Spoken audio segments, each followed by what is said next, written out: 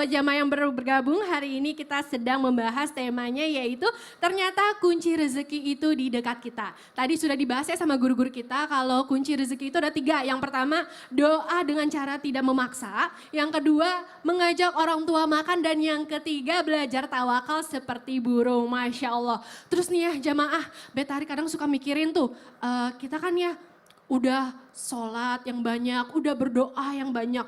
Tetap aja tuh kayaknya rezekinya malah makin sempit. Malah kayaknya gak banyak-banyak rezekinya. Aku mau tanya sama Habib Muhammad Syahab. Punten Habib, itu kira-kira kenapa siap. ya? Apakah ada kunci, apakah salah kunci atau gimana? Kuncinya kira-kira apa nih yang benar Habib? Silakan penjelasannya guru. Kuncinya harus duplikat dulu ya. Baik, bismillahirrahmanirrahim. Ada kunci pintu rezeki selanjutnya adalah kita melazimkan menjaga 12 rakaat sholat sunnah. Jadi sholat sunnah itu ada namanya rawatib, ada yang namanya ghairu rawatib. Yang rawatib ada 12, ada yang tahu nggak ibu-ibu? Apa saja? Sebelum subuh. Sebelum subuh 2 rakaat, sebelum zuhur 4 rakaat, sesudah zuhur 2 rakaat, sesudah maghrib 2 rakaat, sesudah isya. Nah kadang-kadang orang salah berebutan berbondong-bondong sholat taraweh tapi meninggalkan ba'diyatul isya. Karena sholat rawatib ba'diyah itu lebih afdal daripada sholat taraweh. Nah kalau kita jaga ini, subhanallah hadis Nabi mengatakan siapa orang yang menjaga sholat-sholat tersebut, insya Allah akan dibangunkan rumah di syurganya Allah subhanahu wa ta'ala. Kan begini ibu, rezeki itu nggak terpatok atau tidak terpaku hanya dengan rezeki dunia saja. Kita pengen rezeki itu nikmat, makanya ada doa kita, Rabbana atina fid dunya hasanah wa fil akhirati hasanah wa qina adzab. Nah, ini makanya lazimkan sedikit demi sedikit, ayo mulai kita tidak meninggalkan sholat-sholat sunnah. Setiap sholat sunnah tentunya setelah sholat fardu ya. Maka sholat fardu kemudian kita tambahkan dengan sholat-sholat sunnah. Baik itu rawatib ataupun ghairu rawatib. Nah insya Allah artinya ini kan jalan. Namanya satu jalan ibu-ibu atau pemirsa semua di rumah. Apabila kita melazimkan itu semua artinya kita mengetuk ya. Apa itu mengetuk? Dengan hikmahnya kita, dengan ibadahnya kita mengetuk pintu langitnya Allah subhanahu wa ta'ala. Agar apa? Allah subhanahu wa ta'ala perintahkan malaikat yang membagikan rezeki, rumah kita nggak dilewati. Oh itu rumah biasa sholat fardu ditambahkan sholat sunnahnya. Oh itu rumah mengeluarkan cahaya, kan orang-orang yang melihat itu malaikat. Malaikat tuh memandangnya apa? Dilihatnya, oh itu rumah bercahaya. Nah, itu rumah lagi sholat fardu, itu rumah lagi tahajud, itu rumah lagi mengerjakan sholat-sholat sunnah rawatib. Maka rezeki kita, rahmat kita nggak terlewat, ada cahayanya. Cahayanya juga bukan karena lampunya kebanyakan ya, bukan. Tapi karena kita rajin mengerjakan sholat sunnah. Bukan rumahnya di bawah lampu jalanan. Nah bukan ya, Masya Allah. Terima kasih banyak Habib, tepuk tangan untuk Habib ibu-ibu. Jadi kuncinya ibu-ibu ya, mengerjakan sholat sunnah rawatib, baik itu rawatib maupun ghairu rawatib ya, Masya Allah. Nah jamaah, kadang nih ya kita sudah berusaha untuk mencari rezeki, untuk meningkatkan ekonomi keluarga kita. Tapi kadang tuh ya kita suka dijatohi atau malah misalnya nih ya amit-amit gitu kayak di PHK. Otomatis kan kayak seakan-akan ya orang yang mem-PHK kita tuh kayak menutup rezeki kita. Nah aku mau tanya sama Ustadz Maulana, nih beliau tuh paling jago soal kayak gini nih. Misalkan nih kita merasa ada mana? Ustadz mana? Aku di sini. Oh di sini, Masya Allah. Main petak umpet. Punten guru gimana nih caranya? Kayak kita kan orang nih, orang lain yang menutup, kayak kesannya menutup Ya. rezeki kita. Kita menanganinya tuh harus bagaimana Guru? Silahkan penjelasannya. Makasih banyak Betari Ayu. Tepuk tangan dulu untuk Betari Ayu. Izin Pak Yai dan Habib. Masya Allah, tabarakallah sama jamaah yang ada di studio dari daerah Bekasi. Sama Bu, aku tinggal di Bekasi juga.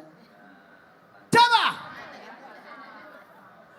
Bagaimana ketika rezeki kita kayaknya tertutup oleh orang karena benci, bermusuhan, maka ada kuncinya.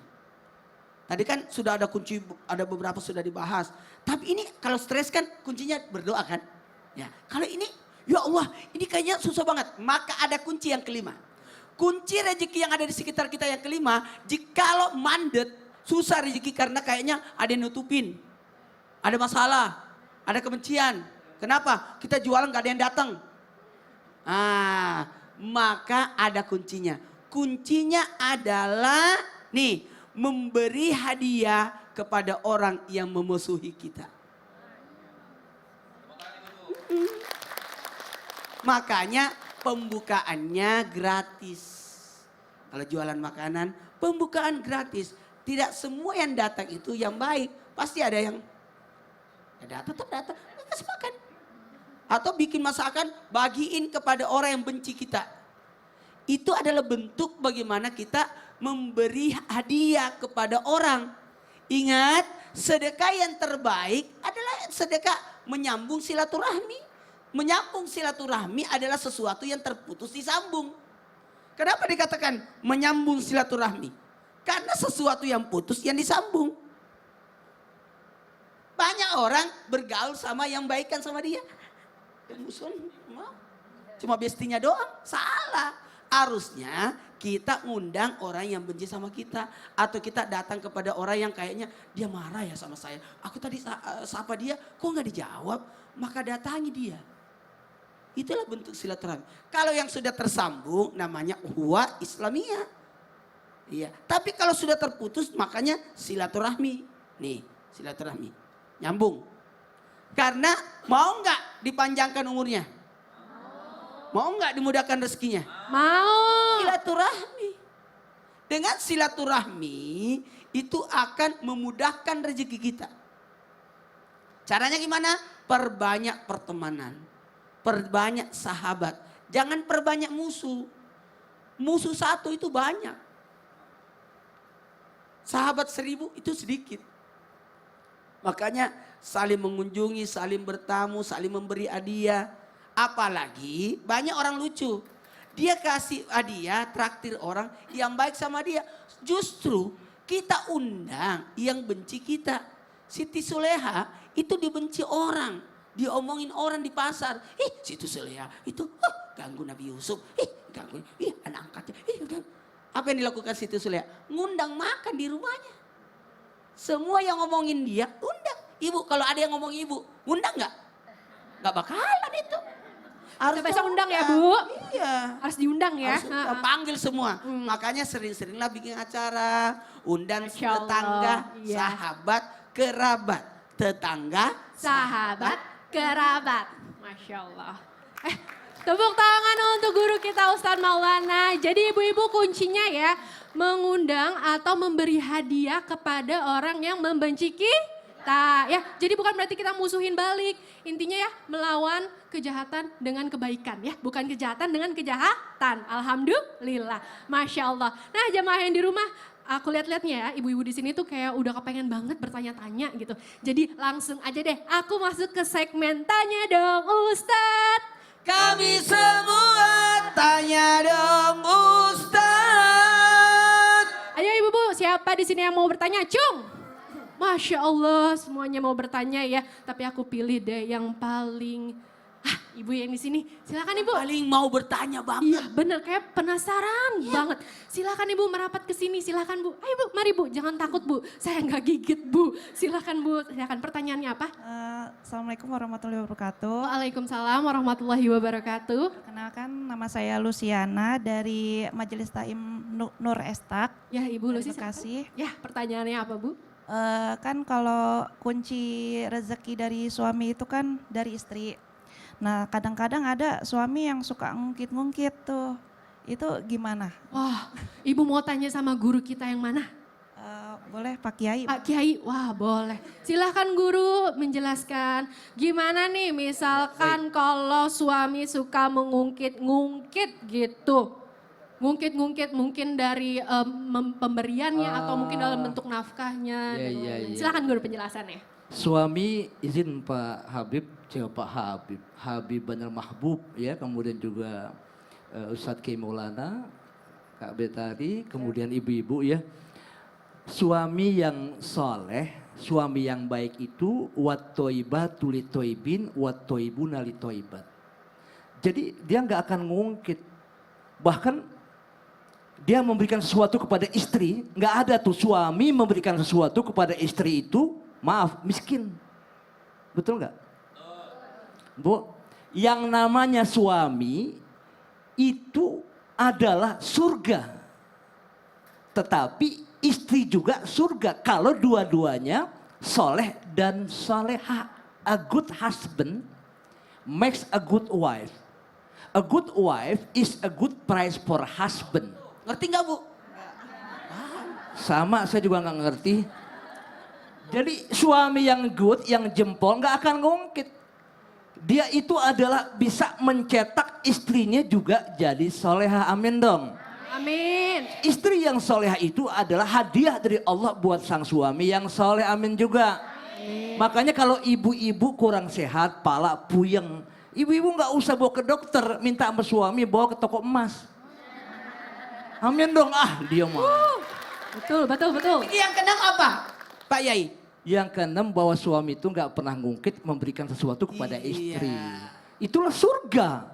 Nah saudaraku yang terhormat, kalau suami gemar bersodakoh kepada siapapun orang lain, nih, sorry nih, kepada siapapun orang lain, terutama kepada istri, bahwa orang yang tadi saya setuju dengan Pak Kiai Maulana, dengan Habib Muhammad Syahab, saya setuju bahwa orang yang gemar sodakoh, apalagi sama istri, loh, ada kata take and give and give, memberi dan menerima, merinding saya, amin dong.